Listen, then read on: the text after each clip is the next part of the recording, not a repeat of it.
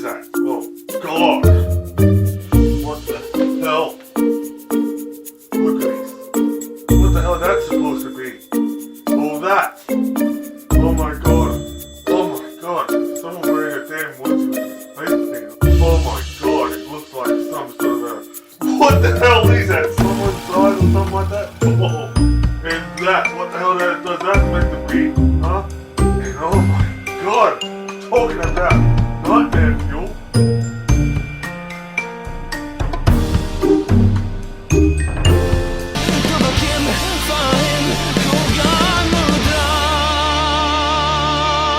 G'day fellow creatures of the internet, this is the most musty Argonian here on YouTube, Bruzo Dragonius. In this potentially final episode until I go out to Fursuit, I know for sure that I did sort of made a vote out of this like on Twitter, which is separate to Furry Amino. And to be quite honest with you, I know for sure that the thought of young furries came after I've written a bit of poll on Twitter. So even though yes, I did this episode of Argonian.POV on younger furries, you know, you can just check it up on somewhere up along up here or somewhere right now if you haven't seen it. And that originally isn't one of the videos that I just put up. It's just a last minute idea that, you know, really brought to my attention. And even though that video is very fun to make and that, so yeah, even though that in the first poll that I did on Twitter, it's either fursuit shaming or appreciation of a fursuit handler or other. And fair enough, there's only one vote on that on Twitter, and that vote on the topic that I'm going to talk to you tonight,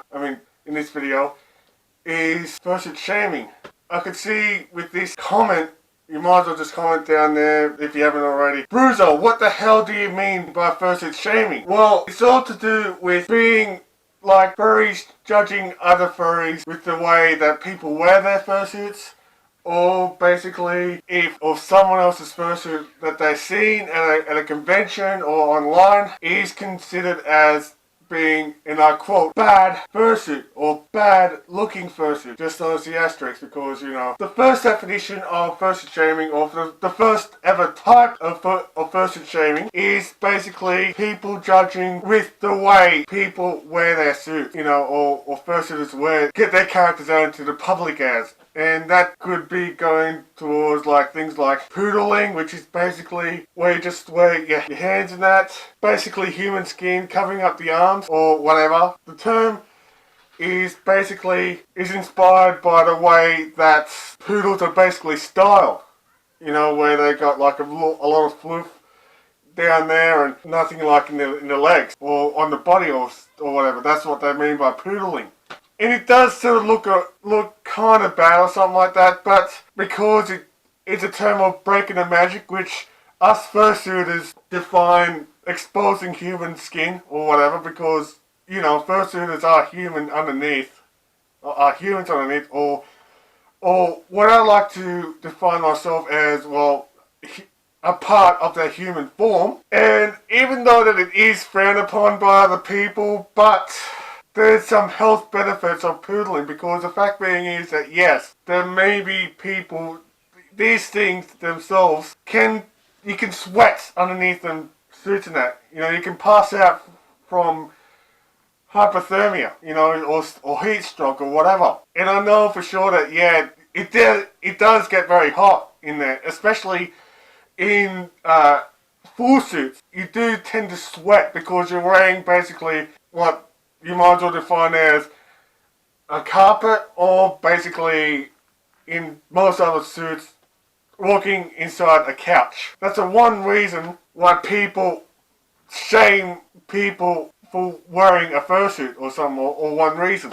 The other reason is how of what fursuiters wear over their suits. Like, for instance, basically you can see some fursuiters out there that basically are in full suit and wearing nothing but, well, undies or whatever. I do get the reason why people tend to be a bit upset about it, or because I know for sure that yeah, furries get like bad stereotyping out there, that they get like a bad impression out there, even though that this itself, according to probably in some sort of mainstream media, is nothing but a fetish. Even though that it isn't, because all people tend to dress up as these things basically as their own hobby.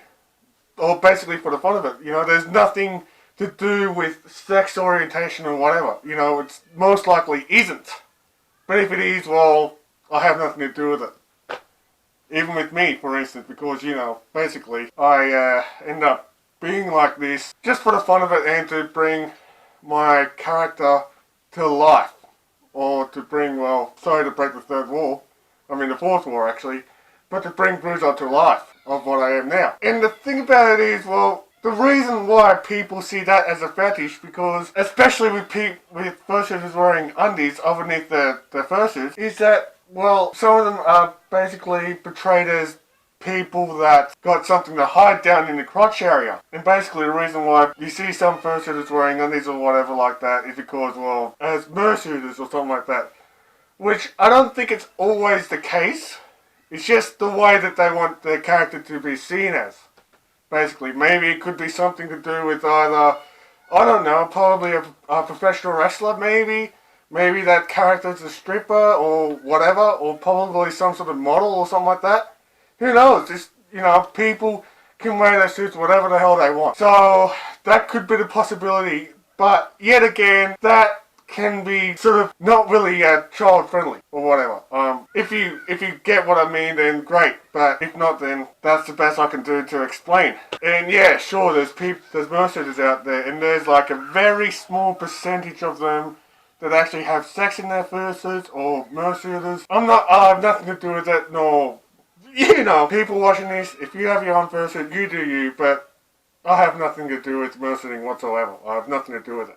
And there's the main factor of why people shame people of their fursuits, and basically it's to do with them being bad looking. There's a very interesting and important saying which is, well, the beauty is within the eye of the beholder. Well, basically what that means is that what people find as very ugly and disgusting, then the person that makes it or whatever finds it, well, they tend to like it. You know, they like what they did to it or whatever. And like I said, that there's no such thing as a bad fursuit. But there are some elitist furs out there that, how can I put it, that they judge people's fursuits the way that they look. I know for sure that this video is basically in response from a certain furry YouTuber that shall remain as nameless or whatsoever, because, you know, I'm not going to shame anyone in my video or whatever.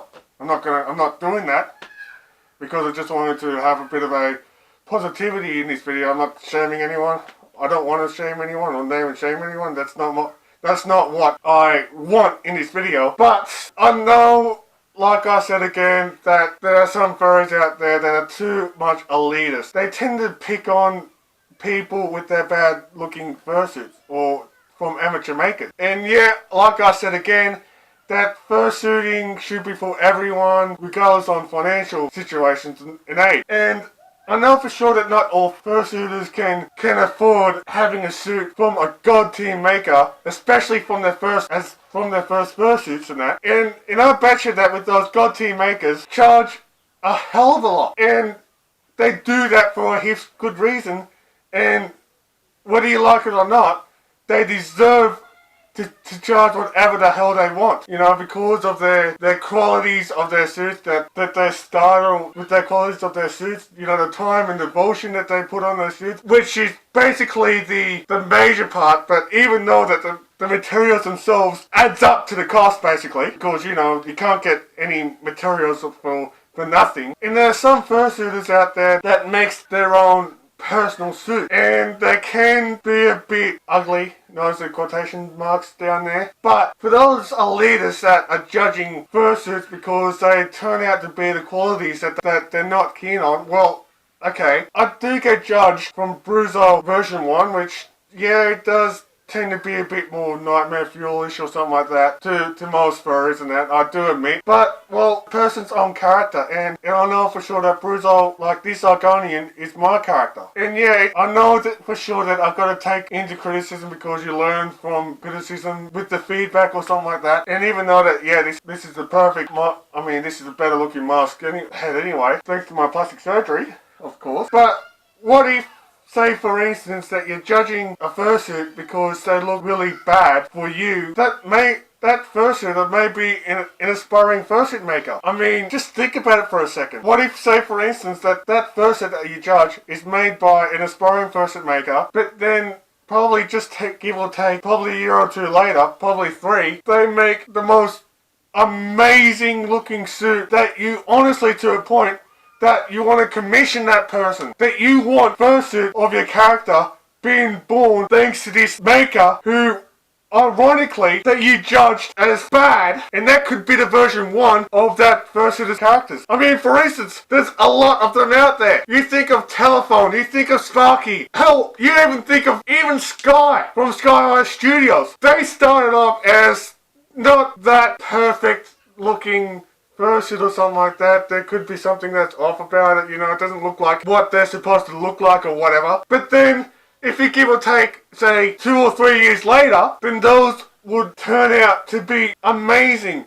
They could turn out to be absolutely adorable. That fursuit itself, you want to come up there in a convention and give it a bit of a hug, or take pictures with it. So, just think for a second, because don't judge a person's suit because you don't like them, because that may be an aspiring fursuit maker, and if that person is getting more popular, then, well, joke's on you for not liking the person's first ever suit, or the first ever suit that they made. And yeah, the fursuit makers may agree with you with that their current suit is more better than their first ones, I know that. But like I said again, there are bad fursuits out there, or people that are deemed as bad fursuits. But, like I said again, they'll end up becoming god tier makers, maybe being guest of honors in some furry convention or whatever, and it'll be you that shamed them for, it'll be you that a joke would be on,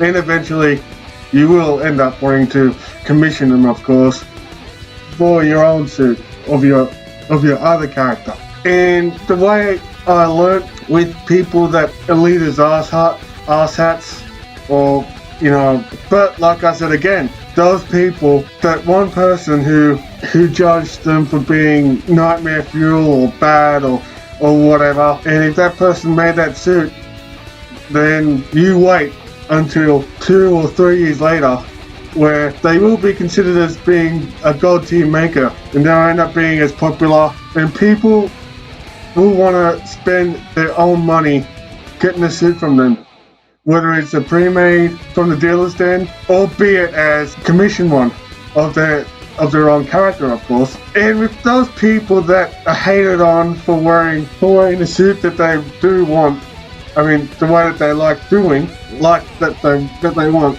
or are known to be hated on because of so much of a creepy fursuit that you've got, that people can be considered as nightmare fuel or looking ugly or whatever. Just don't let these people get to you.